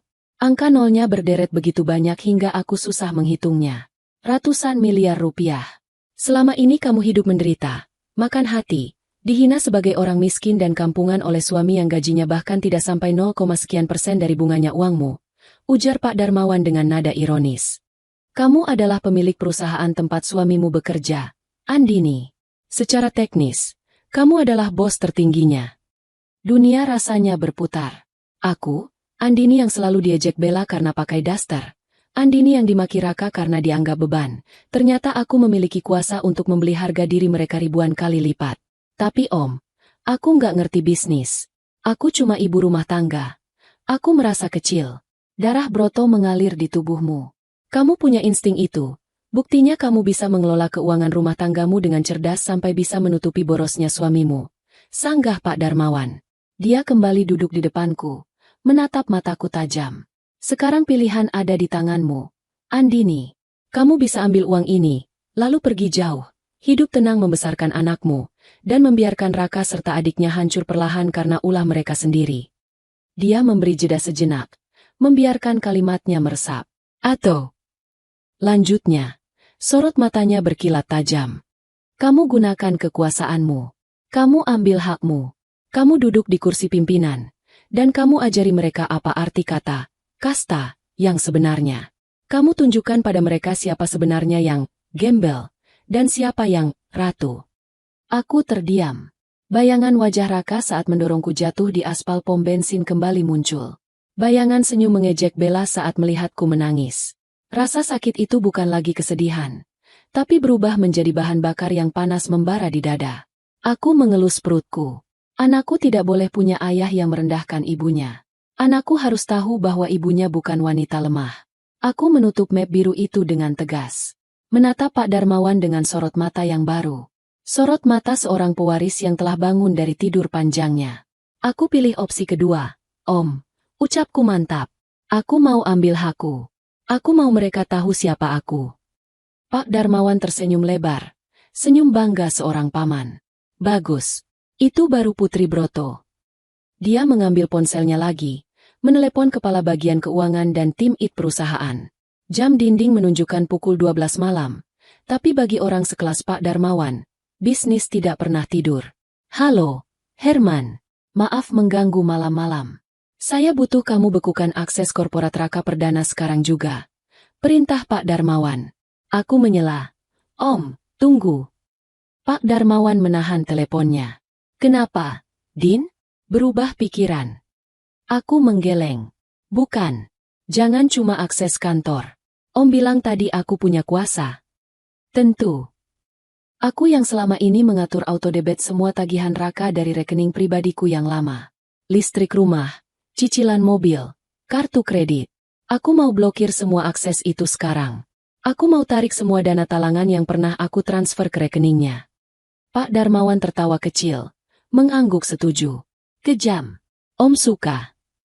Pak Darmawan kembali bicara di telepon, menambahkan instruksi. Dan satu lagi, hubungi pihak bank rekanan kita. Manajer cabang di mana Raka membuka rekening, e-payroll, Katakan ada indikasi e-fraud, penipuan, dari laporan istrinya. Minta mereka bekukan sementara rekening pribadinya untuk audit. Baik, Pak. Dilaksanakan segera. Suara di seberang sana terdengar patuh. Pak Darmawan menutup telepon. Besok pagi, Saat Raka bangun di villa mewahnya, dia akan mendapati dunia yang berbeda. Dunia di mana dompetnya tidak lagi berfungsi. Dan satu lagi, Om, pintaku. Jangan pecat dia dulu. Kenapa? Karena kalau dia dipecat sekarang, dia cuma akan jadi pengangguran biasa. Aku mau dia melihatku. Aku mau dia melihat istri yang dibuangnya ini masuk ruang rapat sebagai pemilik saham mayoritas. Aku mau melihat wajahnya saat dia sadar bahwa pencuri yang dia buang adalah orang yang menggaji dia.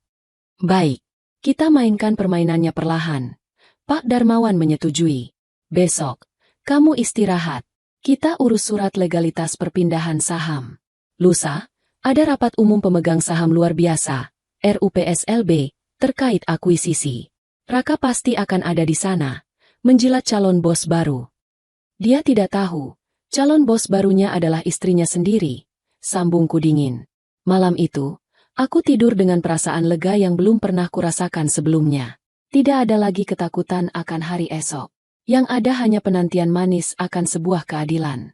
Sementara itu, ratusan kilometer dari sini, aku membayangkan Raka dan Bella sedang tertidur pulas di villa mewah mereka, bermimpi indah, tanpa menyadari bahwa badai kehancuran sedang bergerak cepat menuju mereka. Badai yang mereka ciptakan sendiri. Tunggu aku, Mas Raka. Permainan baru saja dimulai. Bisikku sebelum terlelap. 2 hari telah berlalu sejak malam mengerikan di pom bensin itu. 2 hari yang kuhabiskan di penthouse mewah milik Om Darmawan, memulihkan tenagaku, meminum vitamin mahal untuk bayiku, dan menyusun rencana serangan balik yang sempurna. Aku tidak lagi merasa seperti istri yang terbuang. Aku merasa seperti jenderal perang yang sedang mengamati medan tempur dari atas bukit, menunggu saat yang tepat untuk memberi sinyal serangan. Om Darmawan benar-benar memanjakanku. Dia menugaskan 2 orang kepercayaannya untuk memantau gerak-gerik Raka dan Bella 24 jam. Setiap detail penderitaan mereka dilaporkan padaku secara real-time. Dan hari ini, laporan yang kutunggu-tunggu itu akhirnya datang. Mereka sudah pulang, Bu Andini, lapor Budi, asisten Om Darmawan, sambil menyodorkan tablet yang menampilkan rekaman CCTV tersembunyi yang dipasang di depan rumah kontrakanku, rumah yang selama ini kubayar cicilannya diam-diam. Aku menatap layar tablet itu dengan senyum tipis. Di layar, terlihat mobil Raka berhenti di depan pagar rumah. Wajah Raka dan Bella terlihat lelah namun masih menyiratkan sisa-sisa kesombongan liburan. Mereka belum tahu bahwa rumah yang mereka tuju sudah bukan lagi tempat berlindung. Berdasarkan laporan Budi dan rekaman CCTV, inilah yang terjadi pada mereka sore itu. Raka turun dari mobil sambil meregangkan otot-ototnya yang kaku. Dia membuka bagasi, mengeluarkan koper-koper besar berisi baju kotor dan oleh-oleh mahal yang mereka beli dengan sisa limit kartu kredit. Akhirnya sampai juga. Keluh Bella sambil menyeret kopernya. Mbak Andini pasti belum pulang, kan? Baguslah. Males banget kalau lihat muka dia. Pasti dia lagi nangis-nangis di jalanan minta belas kasihan orang. Biarin aja, sahut Raka acuh tak acuh. Dia merogoh saku celananya, mencari kunci rumah. Paling dia pulang ke kampung halamannya naik bus ekonomi. Nanti kalau dia sudah sadar diri dan minta maaf, baru Mas pikirkan mau terima dia lagi atau enggak. Yang penting dia harus ganti cincin kamu dulu. Raka membuka pintu depan. Assalamualaikum. Din, masih kosong ternyata. Rumah itu gelap gulita dan pengap. Udara panas langsung menyergap mereka begitu pintu terbuka. Biasanya, aku selalu memastikan jendela dibuka setiap pagi agar sirkulasi udara lancar, dan menyalakan AC ruang tamu 1 jam sebelum Raka pulang agar dia merasa nyaman. Tapi kali ini, rumah itu mati. Seperti kuburan. Kok panas banget sih, Mas? Nyalain AC dong. Rengek Bella, mengibas-ngibaskan tangannya di depan wajah. Raka meraba saklar lampu di dinding. Klik, klik. Tidak ada reaksi. Lampu ruang tamu tetap mati. Loh, kok enggak nyala? Raka mencoba saklar lain. Sama saja. Dia menengadah menatap lampu gantung. Bohlam putus sekali ya. Dia berjalan menuju panel AC, menekan tombol power E. Hening. Baling-baling AC tidak bergerak sedikit pun. Mati lampu. Tanya Bella kesal. Duh, Pelen gimana sih?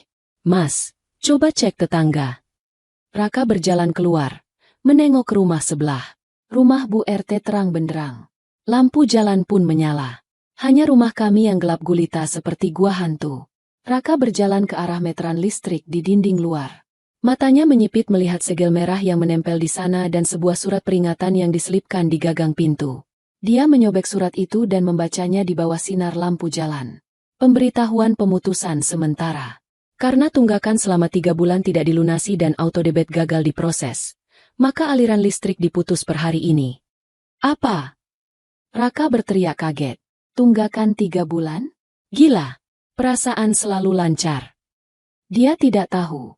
Selama ini, notifikasi tagihan listrik masuk ke emailku, dan uangnya ditarik otomatis dari rekening pribadiku, rekening warisan ayah yang selalu kusembunyikan. Begitu aku memblokir akses autodebit itu 2 hari lalu, sistem PLN langsung mendeteksi tunggakan yang menumpuk, yang sengaja aku biarkan menunggak di sistem tapi selalu kubayar manual tepat waktu sebelumnya. Namun kali ini aku benar-benar mencabut pembayarannya. Kenapa, Mas? Bella menyusul keluar. Listrik diputus. Bel, katanya nunggak. Raka mengacak rambutnya frustrasi. Sialan, pasti si Andini lupa bayar sebelum pergi. Dasar istri nggak becus.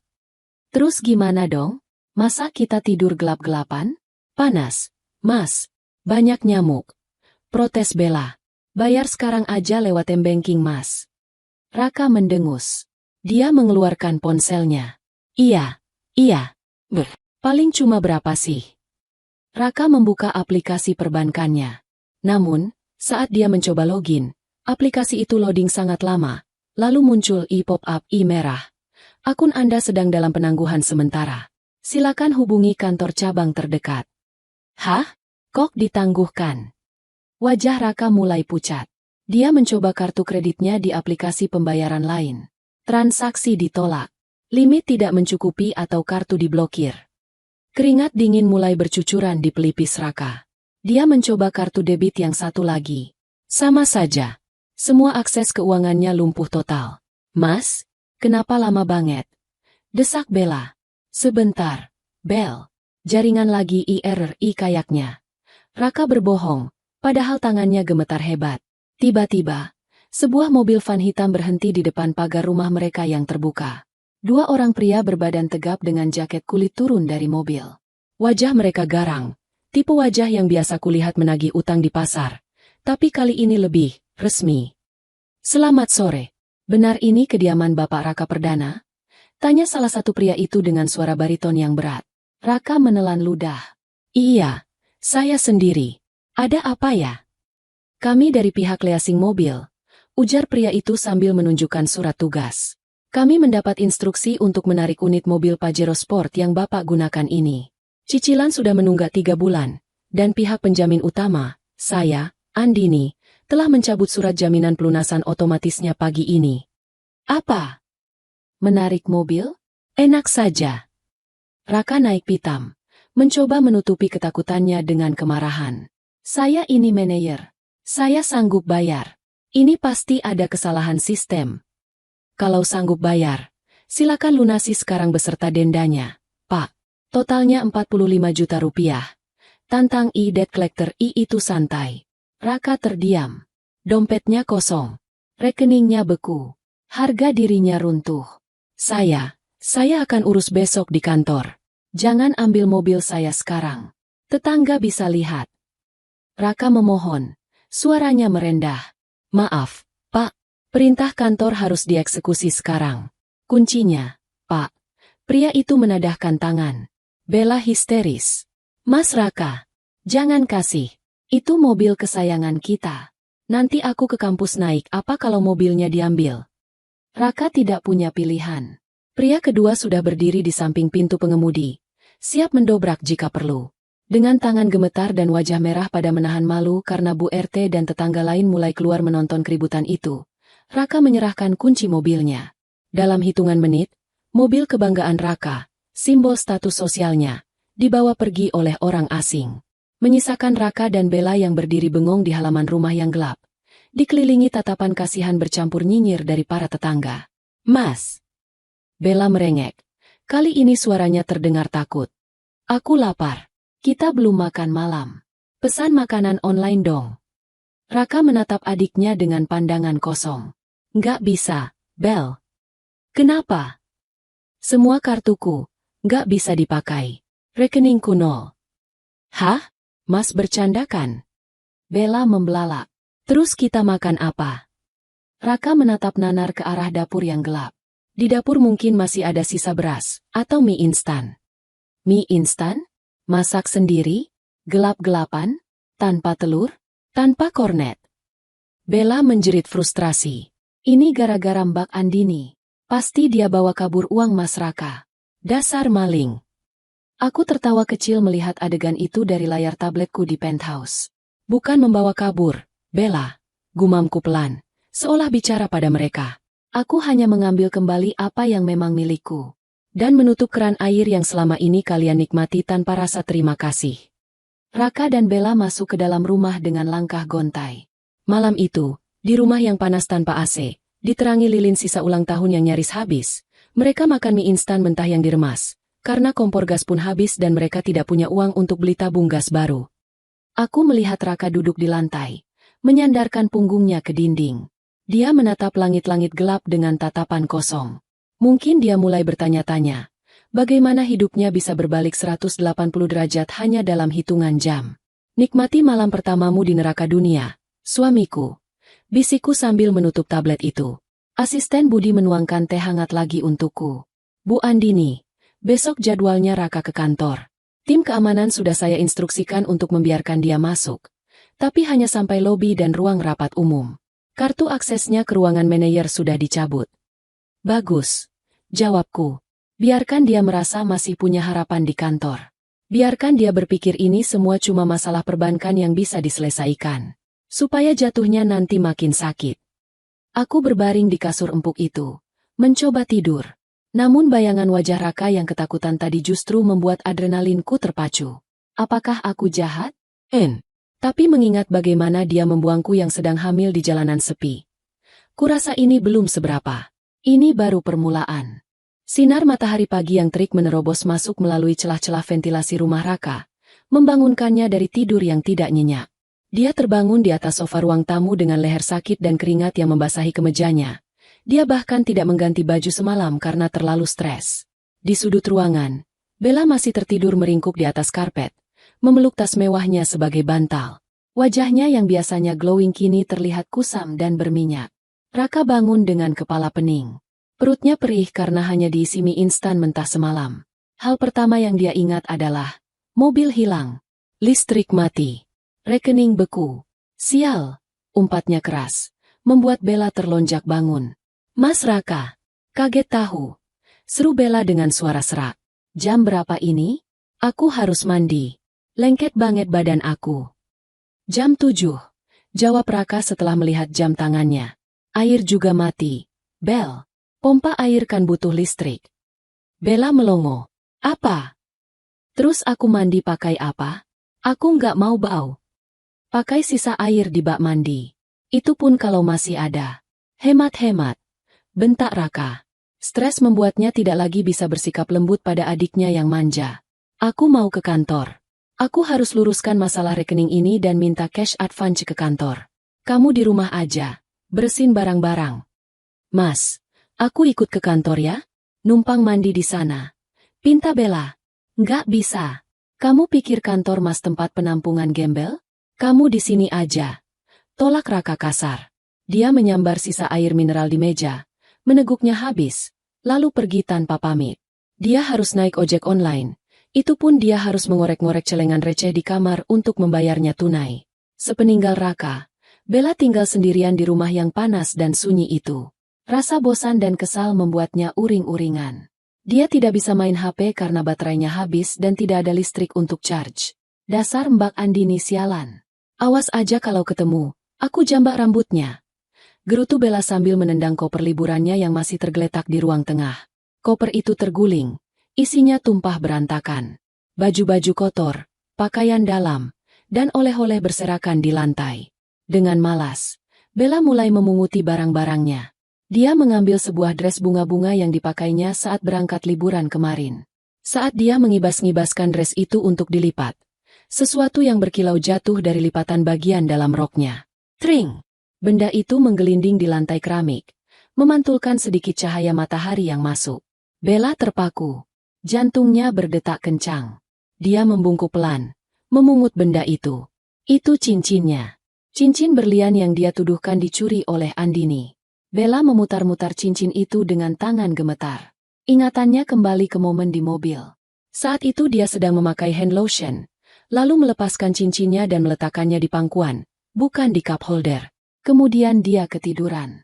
Pasti saat dia tidur, cincin itu merosot masuk ke dalam lipatan rok dressnya yang berlapis-lapis, dan tersangkut di jahitan dalam. Ya Tuhan! Gumam Bella. Wajahnya pucat pasi. Bukan karena rasa bersalah pada Andini, tapi karena ketakutan membayangkan reaksi Raka. Selama ini, dia yang memprovokasi Raka. Dia yang berteriak maling.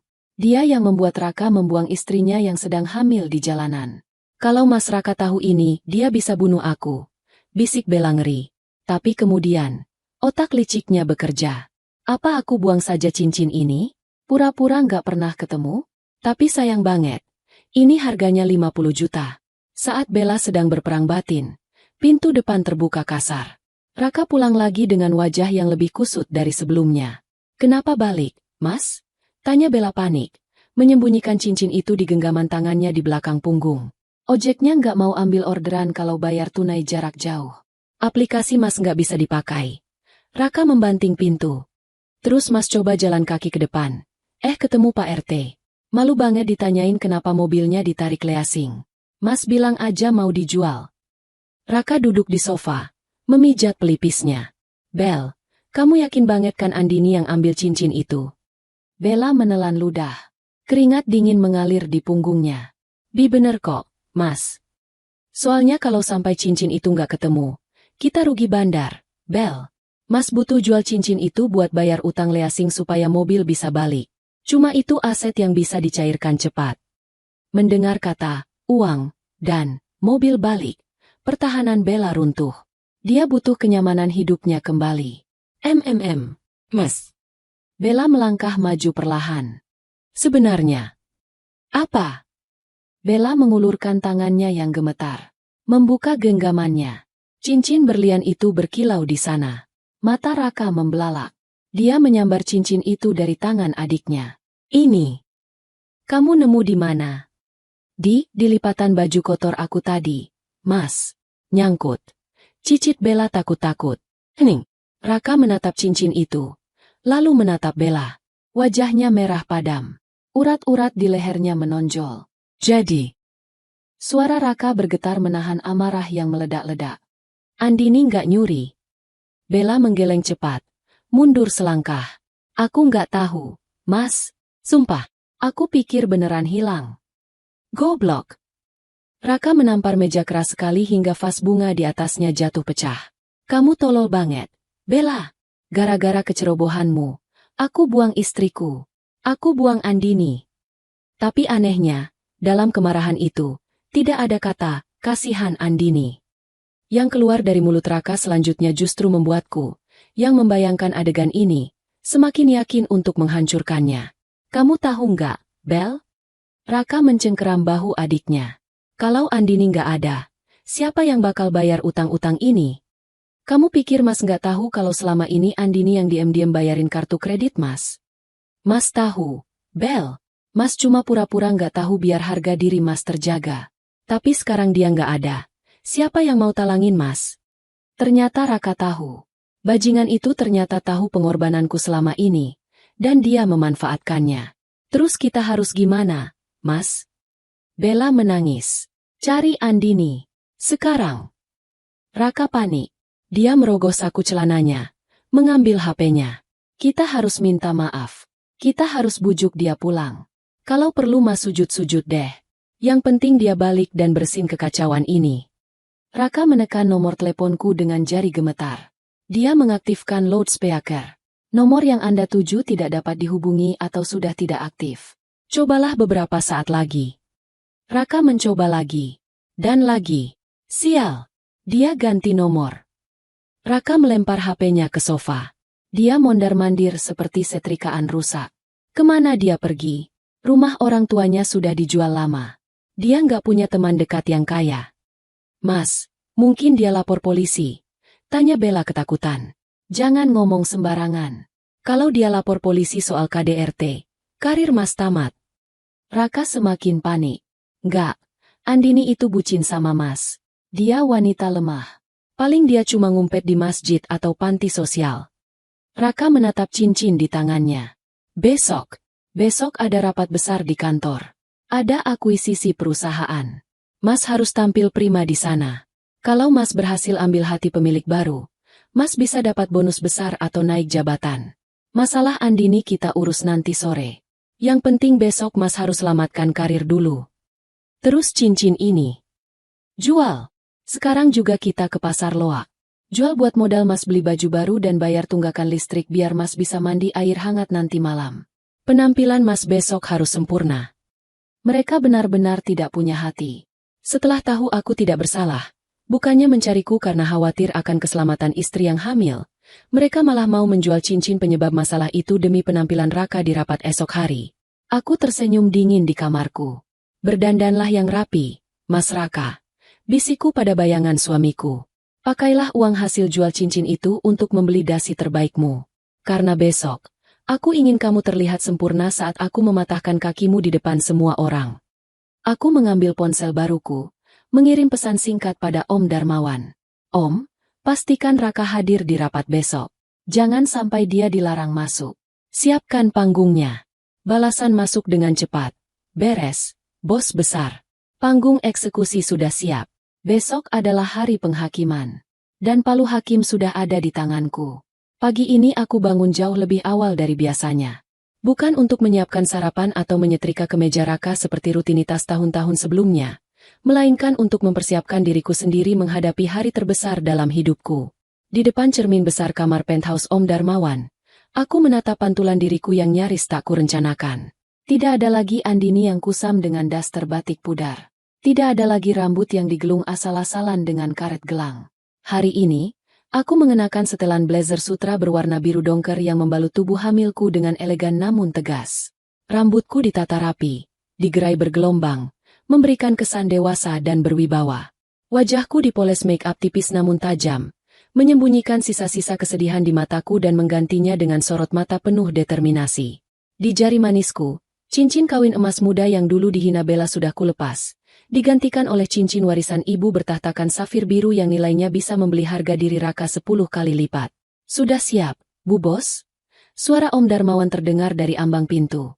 Beliau juga tampil gagah dengan jas formalnya, kembali menjadi sosok komisaris utama yang disegani, bukan lagi pemulung lusuh di pom bensin. Siap, Om.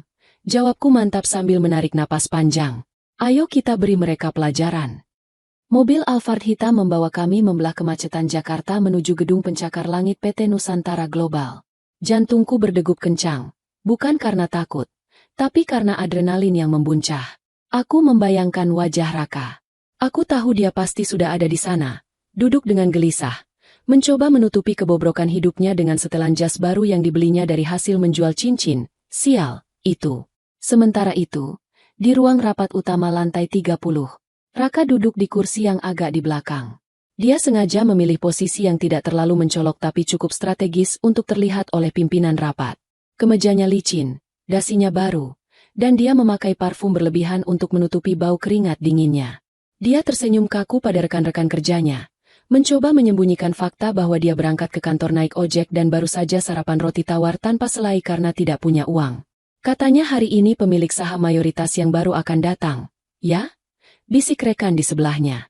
Dengar-dengar sih orangnya misterius banget. Selama ini cuma diwakili lawyer.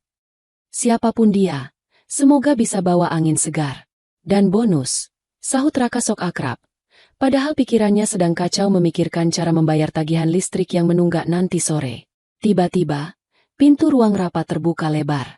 Sekretaris perusahaan masuk dengan wajah tegang. Mohon perhatian semuanya. Komisaris utama, Bapak Darmawan, memasuki ruangan. Semua peserta rapat berdiri serentak, termasuk Raka. Raka membusungkan dadanya, bersiap memberikan senyum terbaiknya pada Pak Darmawan. Dia berharap Pak Darmawan, yang jarang berinteraksi langsung dengannya, akan menyadari potensinya hari ini. Pak Darmawan melangkah masuk dengan langkah tegap. Aura kekuasaannya langsung mendominasi ruangan. Namun, dia tidak langsung duduk di kursi ujung. Dia berdiri di samping kursi pimpinan rapat, lalu menoleh ke pintu yang masih terbuka. Selamat pagi, bapak-bapak dan ibu-ibu sekalian. Suara Pak Darmawan menggelegar. Hari ini adalah hari bersejarah. Selama bertahun-tahun, kalian bertanya-tanya siapa sosok di balik 60% saham perusahaan ini. Siapa pewaris tunggal mendiang sahabat saya, Pak Broto Wijaya? Raka menahan napas. Dia penasaran. Silakan masuk, Ibu Andini Wijaya. Panggil Pak Darmawan. Detik itu, waktu seolah berhenti. Suara langkah sepatu hak tinggi bergema di lantai marmer. Tak. Aku melangkah masuk. Daguku terangkat tinggi. Mataku menyapu seisi ruangan, dan berhenti tepat di wajah Raka yang berada di barisan tengah. Mulut Raka ternganga lebar. Matanya melotot seolah mau keluar. Wajahnya yang tadi sok percaya diri, seketika berubah pucat pasi seperti mayat. Dia mengucek matanya, memastikan dia tidak sedang berhalusinasi karena kelaparan. Andini? Desisnya. Suaranya terdengar jelas di ruangan yang hening itu. Rekan-rekan kerjanya menoleh ke arah Raka. Lalu ke arahku, bingung. Aku tidak mempedulikannya. Aku berjalan lurus menuju kursi pimpinan rapat. Kursi paling besar dan paling tinggi di ujung meja. Aku meletakkan tas kerjaku di meja. Lalu duduk dengan tenang. Keheningan pecah. Raka tiba-tiba tertawa sumbang. Tawa panik yang dipaksakan. Dia berdiri, menunjuk ke arahku dengan jari gemetar. Andini, ngapain kamu di situ? Seru Raka keras, membuat semua orang kaget. Maaf Pak Darmawan, maaf semuanya. Ini istri saya. Dia memang agak kurang sehat mentalnya sejak hamil. Mungkin dia nyasar mau antar bekal. Raka bergegas keluar dari barisannya, mencoba menghampiriku untuk menarikku keluar. Din, ayo keluar. Jangan bikin malu aku di sini. Kamu ngapain sih pakai baju kayak gini? Nyewa di mana? Ayo pulang. Nanti kita bicara di rumah. Tangannya hampir menyentuh bahuku, tapi Pak Darmawan menepisnya dengan keras. Jaga tanganmu, bentak Pak Darmawan. Suaranya menggelegar, membuat nyali Raka ciut seketika. Berani sekali kamu menyentuh pimpinan rapat ini dengan tidak sopan. Raka bingung. Pimpinan? Pak Darmawan. Bapak jangan bercanda. Dia ini Andini, istri saya. Dia cuma ibu rumah tangga biasa yang kerjaannya di dapur. Dia nggak ngerti apa-apa soal bisnis. Dia pasti salah masuk ruangan. Aku menatap Raka dengan tatapan dingin yang menusuk. Perlahan, aku berdiri. Duduk, Raka. Perintahku. Suaraku tenang, tapi penuh otoritas. Raka tertegun mendengar nada bicaraku. Dia belum pernah mendengar aku bicara seperti itu. Biasanya aku hanya bicara lembut, memelas, atau meminta uang belanja. Kamu. Saya bilang duduk. Bentakku lebih keras, memukul meja dengan telapak tanganku. Raka tersentak kaget dan otomatis terduduk kembali di kursinya saking syoknya. Aku kembali menatap seluruh peserta rapat. Perkenalkan, nama saya Andini Wijaya, putri tunggal almarhum Bapak Broto Wijaya. Dan saya adalah pemilik sah 60% saham perusahaan tempat kalian mencari nafkah ini. Suasana ruangan menjadi riuh rendah. Bisik-bisik kekaguman dan keterkejutan terdengar di mana-mana. Sementara Raka, dia membeku. Wajahnya merah pada menahan malu dan bingung. Otaknya tidak bisa memproses fakta bahwa istri yang dia hina, kampungan, dan bau bawang, adalah pemilik perusahaan tempat dia menyombongkan diri sebagai manajer. Tidak mungkin. Gumam Raka. Ini mimpi, ini pasti mimpi. Ini bukan mimpi, Raka, ujarku dingin. Ini kenyataan yang selama ini kamu butakan dengan kesombonganmu sendiri. Pak Darmawan tersenyum puas di sampingku.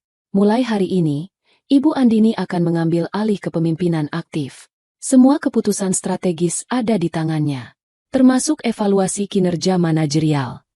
Tatapan semua orang kini tertuju pada Raka. Tatapan yang dulu memujanya sebagai manajer sukses, kini berubah menjadi tatapan kasihan, bingung, dan ada juga yang menahan tawa melihat betapa konyolnya dia tidak tahu siapa istrinya sendiri. Baiklah, aku membuka map di depanku. Agenda pertama rapat hari ini bukan akuisisi, tapi bersih-bersih internal. Saya menerima laporan bahwa ada kebocoran dana operasional di Departemen Pemasaran. Darah Raka tersirap. Departemen Pemasaran adalah wilayah kekuasaannya. Audit internal telah dilakukan selama 24 jam terakhir atas perintah saya. Lanjutku sambil menatap Raka tajam. Dan hasilnya sangat mengejutkan. Raka gemetar di kursinya. Kakinya lemas. Dia tahu persis apa yang dia lakukan selama ini.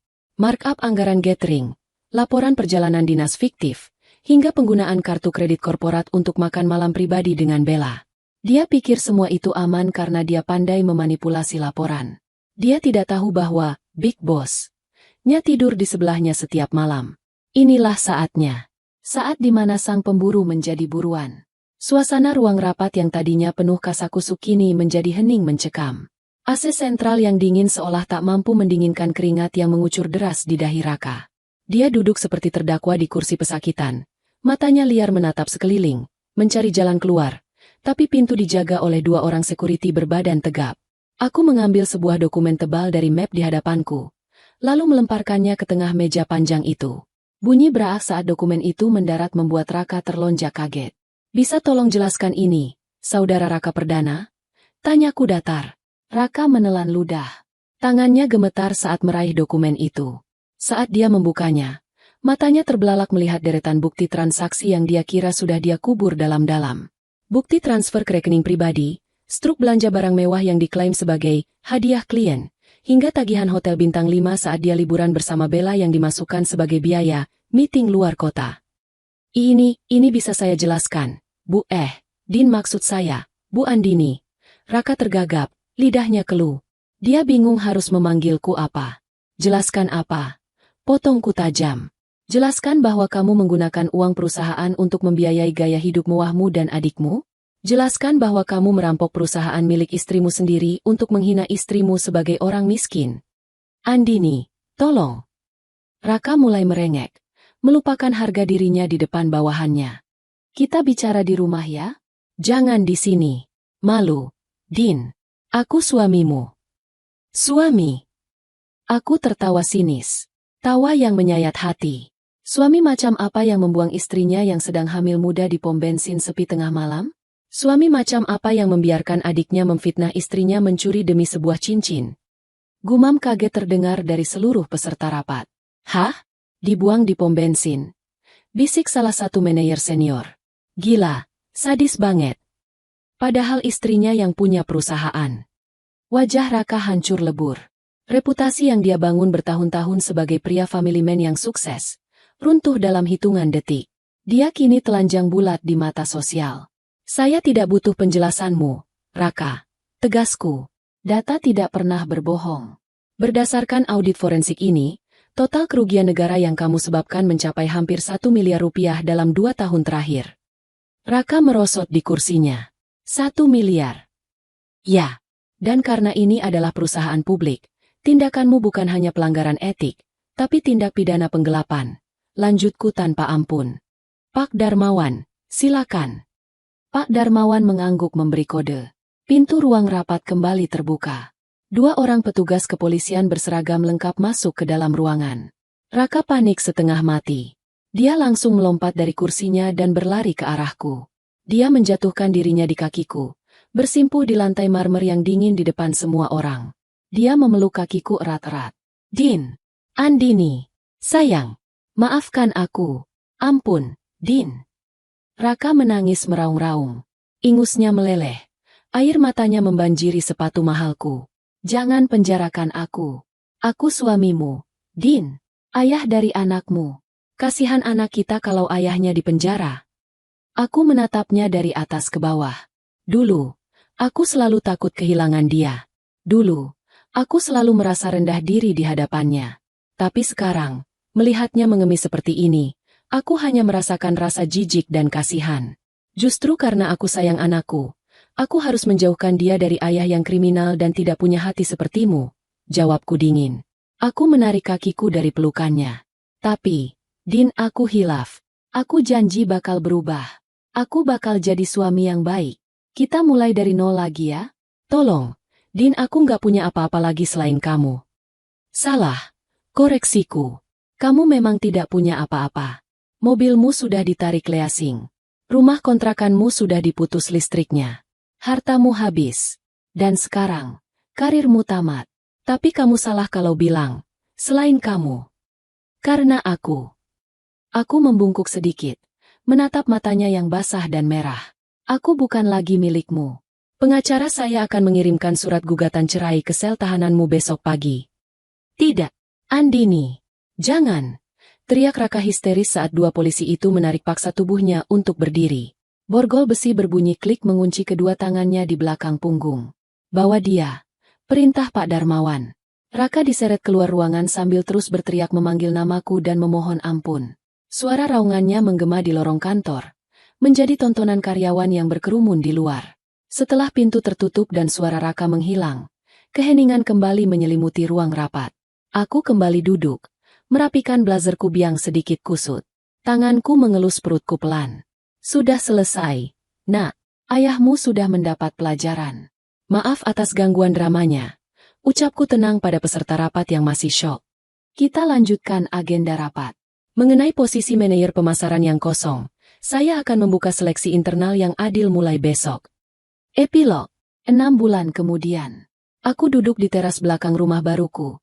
Sebuah rumah asri dengan taman luas yang kubeli dari uang dividenku sendiri. Di pangkuanku, seorang bayi laki-laki mungil yang tampan sedang tertidur pulas. Pipi gembilnya bergerak-gerak lucu dalam tidurnya. Namanya Satria. Om. Supaya dia tumbuh jadi laki-laki yang berani membela kebenaran, bukan pengecut seperti ayahnya.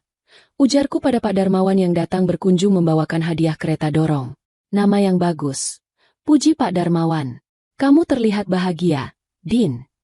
Sangat bahagia, Om. Beban di pundakku rasanya hilang semua. Om dengar kabar soal mereka, kata Pak Darmawan sambil menyeruput kopinya. Aku tersenyum tipis. Oh ya. Raka divonis 4 tahun penjara. Dia jadi bahan bulian di sel karena ketahuan masuk penjara gara-gara menggelapkan uang istri sendiri. Dia depresi berat. Lalu Bella? Tanyaku. Itu lebih parah. Setelah Raka ditangkap, Bella diusir dari kontrakan karena nggak bisa bayar. Dia sempat terlunta-lunta. Coba jual tas-tas brandednya tapi ternyata sebagian besar palsu. Raka membelikan yang KW tanpa sepengetahuan Bella. Sekarang kabarnya dia kerja serabutan jadi pelayan di warung makan pinggiran. Dia sering terlihat melamun dan menangis kalau lihat mobil mewah lewat. Aku menghela napas.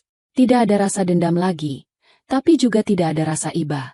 Itu adalah buah yang mereka tanam sendiri. Mereka menuai badai yang mereka undang. Om, kataku pelan. Angin sore bertiup lembut, menggoyangkan dedaunan di taman. Aku mencium kening putraku. Hidupku baru saja dimulai. Hidup sebagai Andini yang merdeka, ibu yang kuat, dan wanita yang tidak akan pernah lagi membiarkan dirinya diinjak-injak oleh siapapun. Tamat.